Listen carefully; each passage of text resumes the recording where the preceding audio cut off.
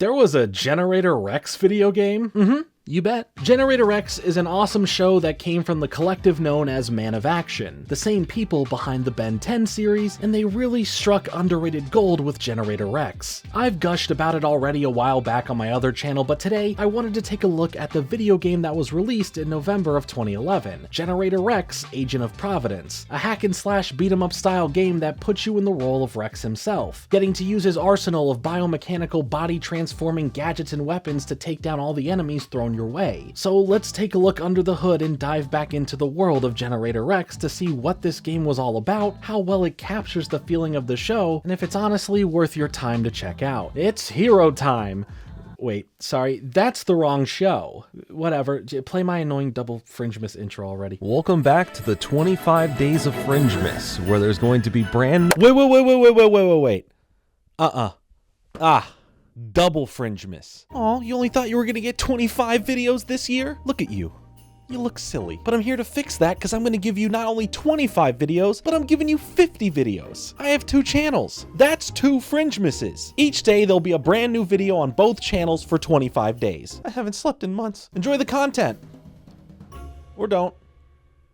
So like I said, the gameplay here, which is in the perspective of third person, has you beating up enemies as you traverse through these semi-open and slightly tighter areas that involve a bit of platforming, naturally, getting to take on evos or exponentially variegated organisms of all sizes in various cool locations around the globe. And I'm a sucker for lots of location changes. For your arsenal of abilities, you're able to do the classic stuff from the show, like having your giant sword arm, it comes in handy, as well as getting to use some giant smack hands that lets you beat up enemies with big metal fists. You also get your trusty slam cannon, which acts as a powerful rocket launcher, and on top of that there are a few others that are only limited to certain moments or sequences in the game, as well as there are even more powerful things to play with, like the bad axes. And I love that they got away with that name. Those clever Men of Action. The game contains 9 levels to it, so let's get through the story of the game, starting you off in Mexico to take care of a big Evo problem that leads Rex to find some sort of secret blueprint that ends up getting stolen by the character Breach, a pretty powerful Evo. When coming into contact with that blueprint, something happens that affects the nanites inside of him, leading to his boogie pack falling apart when he tries to leave. After this, you report back to Providence, getting a layout of the place as you're able to spend points to upgrade your different swappable weapons in battle before you get sent back out to the field, or should I say jungle, as you now head to South America. There, a bunch of Evos in the area are in your way to Dr. Rylander's lab, who's a key figure in the history of Generator Rex, but Rex navigates his way through this rundown area, Indiana Jones running away from a boulder, and fighting a few tough fights before getting through to the main computers of this hidden lab, as he learns that the piece of the blueprint that he found momentarily earlier was part of the Omega-1 nanite, aka the control nanite, and what that means is that it has the power to control specific nanites that reside inside of Rex due to the incident that made him the way he is now, and in the wrong hands could lead to world devastation. Generator Rex, Agent of Providence.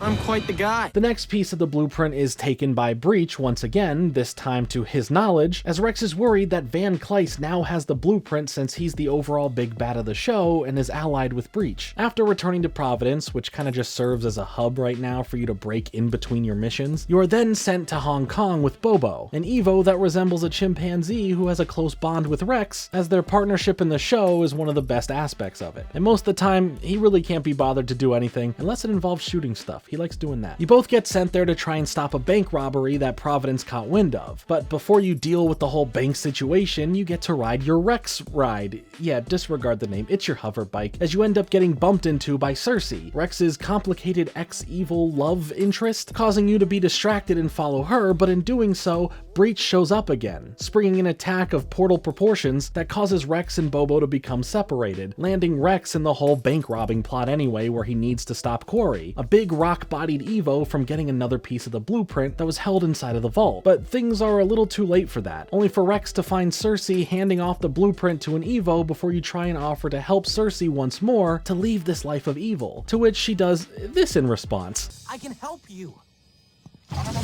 And yeah, I see what Rex sees in her. She gets the best of him, teases him with a kiss, and warns him to stop before leaving, thus leaving you to continue fighting a bunch of Evos and take flight yourself, until it once again all falls apart and you land flat on your face on the pavement below, from like a really high distance, and you just get up and walk it off like it's nothing. You continue on to a shipping yard where you finally run into Quarry, but through this fight against him, you end up knocking him into the waters below, taking the blueprint with him, as you think that that's the end of it, with Providence claiming that they will send out a team to retrieve it. But despite this, after catching back up with Bobo, Cersei is seen rescuing Quarry and retrieving the blueprint for Van Cleis, leading to us getting a good look at the villainous plot here and the motivation for Cersei to once again be working with Van Cleis. He's trying to construct his own full Omega-1 nanite, and for Cersei's cooperation, Van Cleis promises to cure her of her Evo ailment, to then become a regular human once more. Back with Rex, he ends up speaking with his brother Caesar, as Rex gets some reassurance from his brother that Van Cleis can't fully replicate what's needed for the Omega-1 nanite because part of the missing blueprint is only found in Caesar's brain, being tasked with memorizing it. But after learning this, something happens at Providence HQ, as this place goes into lockdown as you fight your way through, with Agent 6 warning you of all the held Evos in the lab as you further progress through this stage, and it becomes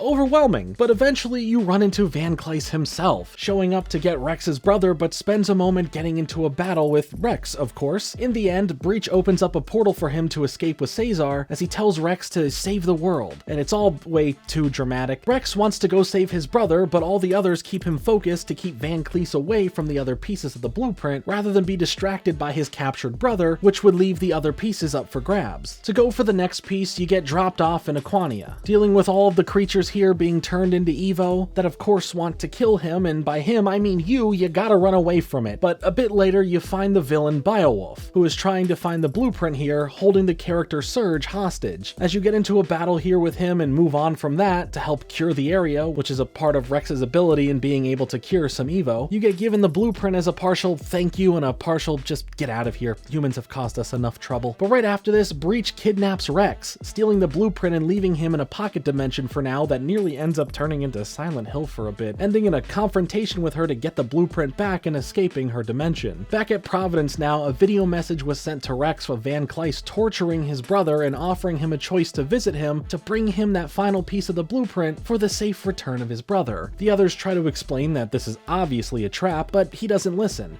rushing after Van Cleis on his own. But first, more romance drama, as you bump into Cersei again as she manipulates Rex, giving him a kiss as she steals the blueprint piece from him, leaving you still chasing towards where Van Cleis is, backed by the reddest possible sky, setting the tone for how serious the stakes are now. This double Fringe Miss is brought to you by Gamer Subs. All right, yeah, you got me. It's time to talk about Gamer Subs a little bit. Look, it's fantastic. I love the brand. There's some really awesome people behind the scenes. They're supporting the heck out of the channel, and you're supporting the heck out of them, which in turn supports the heck out of the channel. So thank you.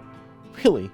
Thank you. It's also less than 1 calorie per serving and sugar-free. And if you go over to Gamer Subs, hit that link down below. Guess what? 10% off. Use code FRINGE. 10% off. I know you don't want to pay that 10%. So don't. Use code FRINGE. After fighting your way to get to your brother, Van Cleis reveals that he already has created the Omega-1 nanite and threatens to kill you, but at least Cersei will get to live. So you save Caesar eventually, but now you get into your final battle with Van Cleis. You fight him good for a little bit, but that's only one phase, as he then activates his own powers, showcasing the powers of the Omega-1 nanite that he created for himself, but this seemingly starts hurting him as it goes haywire, transforming him into this giant version of Ghost Rider with wings as you rush to escape the area, evading his attacks until you have no choice but to face him again. But before that, Cersei shows back up and tries to make things right with Rex. But then Van Cleis pushes her to the side, and you get angry, so you get ready for the full battle now. And once you're able to take him down, you grab onto him and cure him of this Omega-1 nanite, as Rex reveals it would have always failed since Rex corrupted the blueprint piece he had in the event it would have been stolen, which it was. Van Cleis makes his escape as you and Cersei talk things out as she tries to explain her reasons for all that she has done, as Rex understands her and they almost kiss again, teasing a future between them at some point potentially. But Rex has saved the day, everyone celebrates the victory, and the game is over. All of this happens in roughly under 3 hours. Yeah, It's a pretty short game, but if you know a lot about these types of games, especially with the ones we've recently covered, yeah, you know they're pretty much all like this. But there's nothing more to the game in general. You get some Evo samples, you can upgrade your powers, and you even get some of Rex's lost bits of memory, but that's the whole experience. Now, I will say that the story, along with that, the cutscenes, all make for an authentic Generator Rex experience, feeling like a special 2-part episode of the show, and I appreciate that aspect of the game greatly. But when it comes to everything else, it's pretty dang repetitive and lackluster to what could have been. The power-ups can be fun to use, but it just feels like non-stop enemies coming at you as you do the same bits of fighting without much of a difference until you end up in a slightly harder fight or boss battle, rinse and repeat. It's really up to you with how you mix it up in the combat, what weapons you're using, and trying to perform the cooler things that Rex can do, but it never was enough of a variety to feel constantly fresh throughout. It's a shame really, as the property of Generator Rex is really freaking cool, but here, where it should have mattered in the gameplay, it's not utilized enough. The places you visit make for some fun level design, and some of the cutscenes or scripted events come off poorly animated in a hilarious fashion that helped in favor of me at least enjoying most of the 3 hours it takes to beat it. But all this game really did is make me want to go rewatch Generator Rex, and then wish there was more of that show to continue watching, instead of just playing this game. If you're a fan of Generator Rex, sure, you'll enjoy the story, that's no doubt, but without that, there really isn't anything too special here like I wish there would have been. But that's just me. What about you? Did you ever play Generator Rex, Agent of Providence? If so, did you enjoy it for what it was, or were you disappointed from wanting something more special here? Let me know in the comments. I've been Jordan Fringe. Thanks so much for watching. Like and subscribe. Later.